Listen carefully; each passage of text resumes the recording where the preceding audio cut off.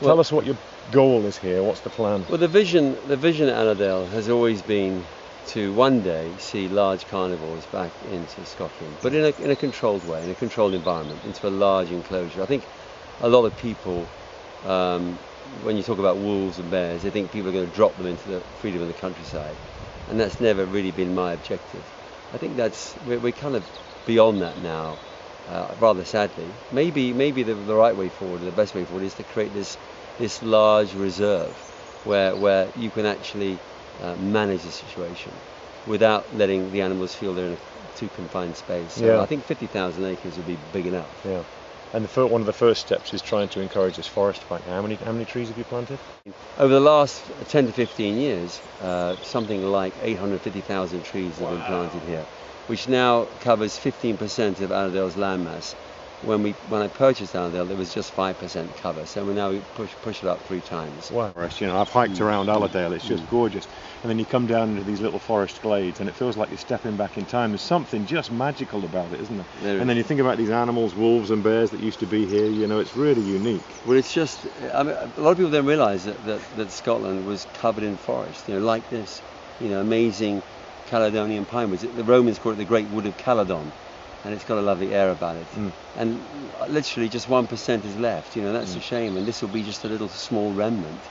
And in fact, we've got one of the last, most northerly remnants in Britain left, and it's a shame that over the last 500 years, through Industrial Revolution and the British Empire and fighting the Spanish, even back to the Armada, shipbuilding, railroads in East Africa, and right up until 2 world wars, we've got nothing left. The whole forest came down. Yeah. And along with it, the animals left as well. Yeah. Well, of course, we put livestock out, sheep, cattle, and grazing and that kind of stuff, and that put an end to carnivores, because once they start predating, people don't have any tolerance. So, and Britain's a small country, so it's easy to nail a population.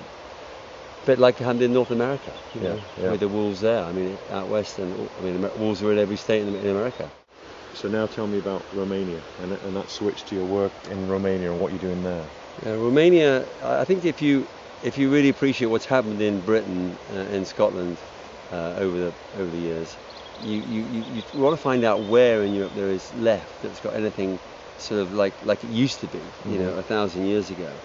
And there are pockets of forests all over Eastern Europe, and particularly in Romania. Romania has over 50% of all the old growth forests that's left in Europe. 50%? 50%. So, that's a huge amount. So, of course, my interests have focused there, because that's the sort of the heart and the soul of European biodiversity. I love how you call it the lungs of Europe, the forest there in the Carpathian. It is, and of course, there's a huge rush now to get to the timber. Large West European companies are extracting timber out of there because they can get away with it. It's a shame, because it's the very last forest left in Europe of any meaningful size. Right.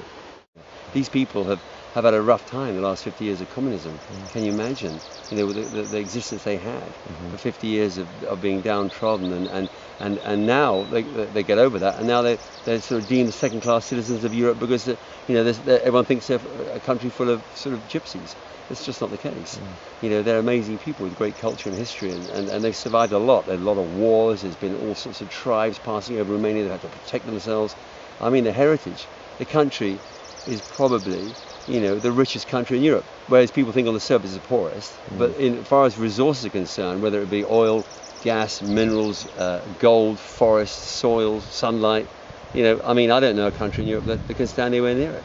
Wow. If there are 2 things that I could pass on as my legacy, would be one, to hear the wolf howl again in the Scottish Highlands, in a managed, controlled area, and also to have done something to preserve the last forest of Europe in Romania. That would be a legacy worth passing on. Which is good for all of us. What I wanted to do is thank you for everything you're doing. God, it's amazing what you're doing here at Allerdale, and then saving those giant forests in Romania. It's just huge, Paul, and the world owes you a debt of gratitude. Thank Chris, you. It's very kind of you. Thanks for having me here as well. Cheers, then. All the best.